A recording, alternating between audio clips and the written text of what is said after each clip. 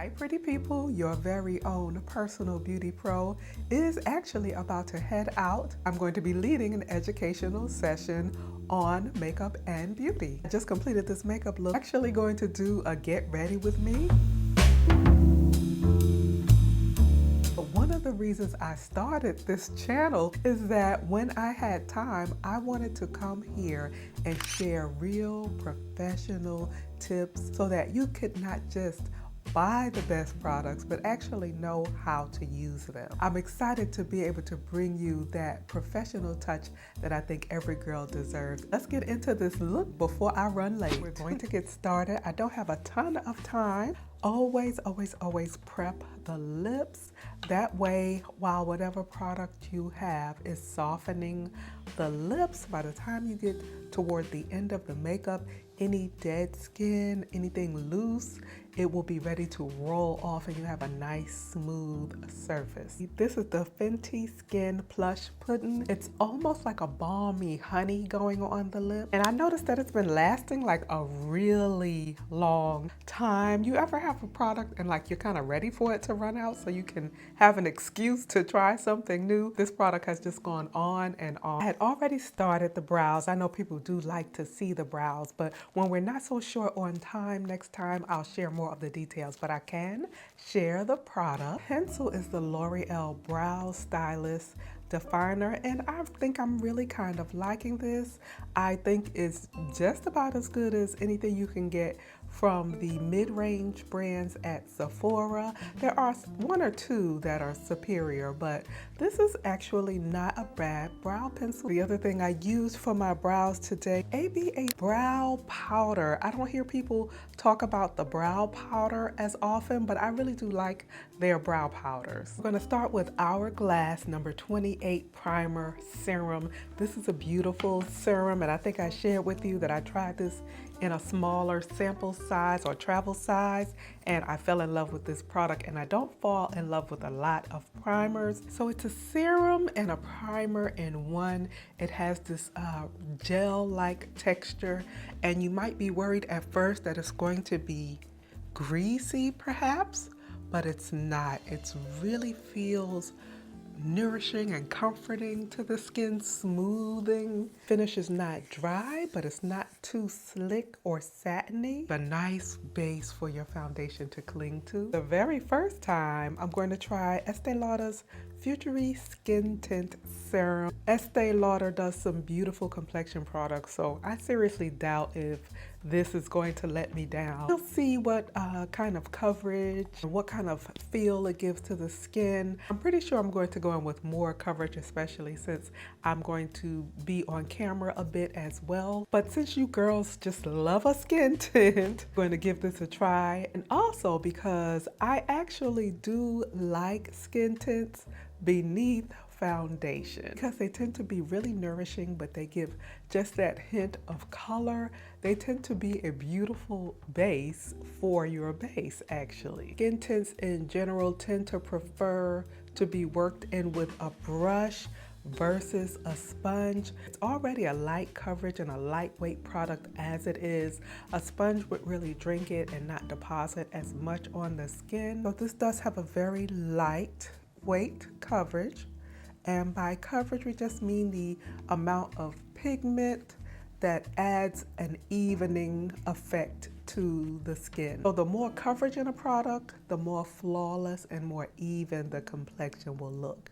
And the sheerer the coverage, the more of your natural skin tone, freckles, blemishes, things of that nature, the more those will show through the product. If you've been with me a little while, then you know I'm not a huge advocate for skin tints. They tend to be a bit of a marketing ploy for people who are afraid of foundation. There's no need to be afraid of foundation.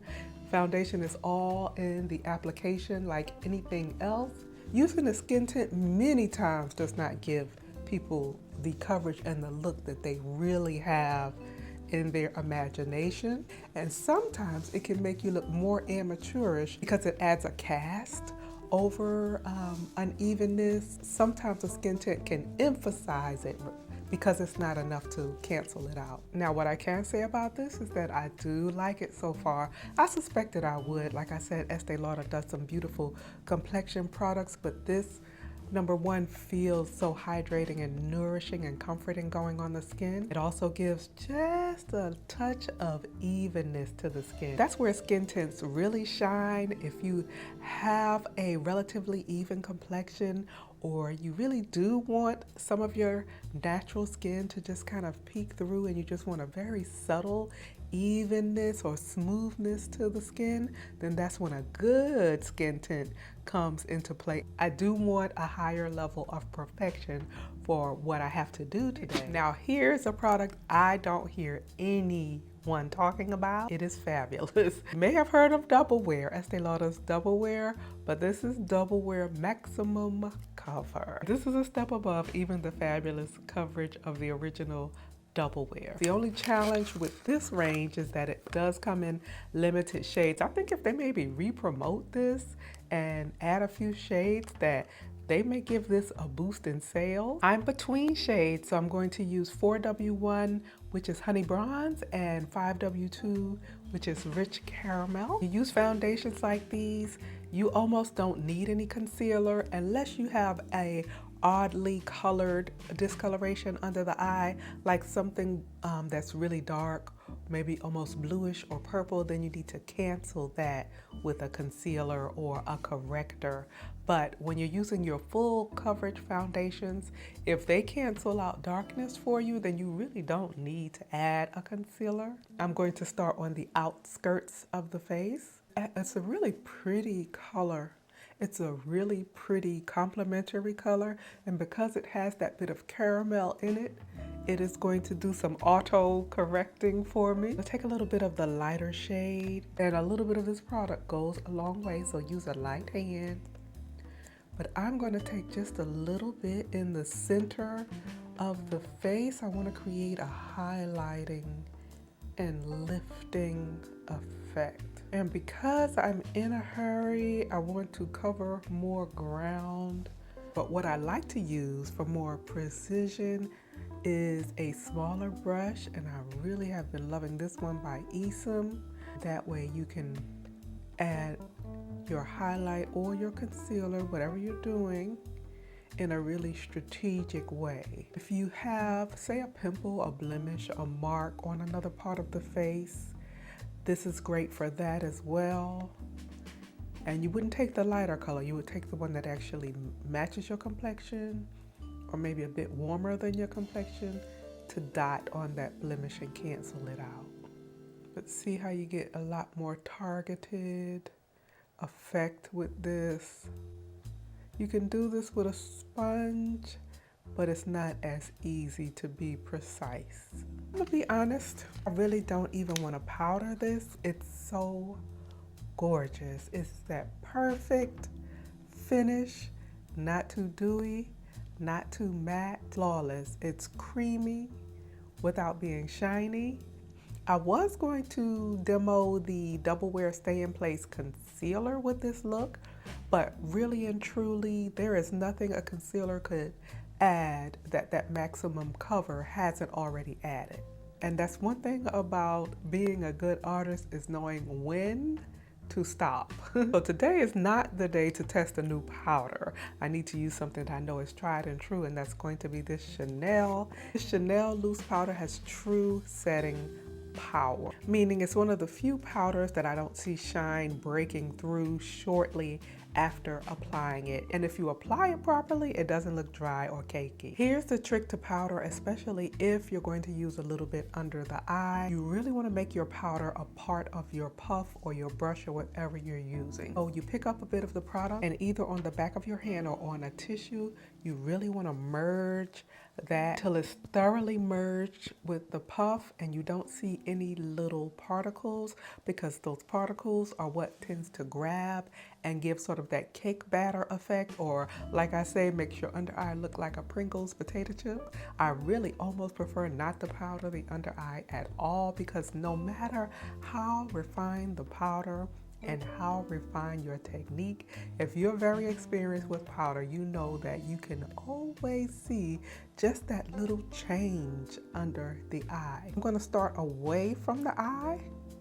That way any excess will get on the skin that's not as delicate, and then kind of gently pat up towards the inner corner. So I actually don't know exactly what I'm doing with the eye today, but I'm forcing myself to use these two new palettes. So this is the Natasha Denona I Need a Warm and also the Golden. I think I have an idea of the design I want to use. I just don't know which colors I'm going to reach for to accomplish it. One of the best things you can do when you're not quite sure which direction you want to go in is start with one of the softer skin-like nudes. I'm going to start with this really soft matte color called Mellow, and I'm going to start by kind of building out the crease with this color, and because it's close to your skin tone, it creates a barely there kind of structure to the eye and keeps you from jumping right in with the colors.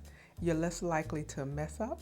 And then you have a nice color down that's going to help your other colors to blend. I'm going to take a deeper shade. That's this warm caramel color right here. So I'm going to give a wash of that all over the lid. I've already started on this eye. I'm going to pat that all over the lid. Careful to cover the entire lid. Make sure it's really pressed in there. Then you might want to come back and kind of buff it to make sure it's really blended. But it's good to kind of pat and press it in first. Get your placement together. I want that really concentrated on the mobile lid, the part that blinks, but then I want it to kind of disperse into a cloud or a puff of smoke above the crease. And I think I'm going to do what I call a spotlight eye. Some people call it a halo. The key to getting a really polished look like you had it done by a pro is to take steps up in shades. So instead of going from one shade straight to another, have some sort of mid-tones in between. I started off with that soft caramel-like brown, and now I'm going a step deeper. That I'm going to take this mid-tone brown called Tea. It's going to be inner corner, outer corner, leave the center a little naked, and then blend it up above the crease and create a nice shape. Take a soft pointed brush and gently smoke out that lower lash line just short of the very inner corner. And we'll take this deeper chocolatey shade called Pep. Primary focus will be this outer corner with this deeper shade. I will add it a bit to the crease and also to the inner corner, but it'll be slightly deeper in the outer. This next part is one of the most fun parts, but one of the hardest parts too, to kind of choose that pop center color. It kind of depends on your overall look. If you're going for something a little cooler, maybe you might want to lean silver or a soft light pink, but then you might want to go warm like gold or iridescent and multi-chrome. Like, it's really hard to choose. I have this gorgeous color. I think it's showing more red copper to the camera. It's also a duochrome, so it flashes green. Okay, we decided to go with this beautiful shimmering peachy gold called Push.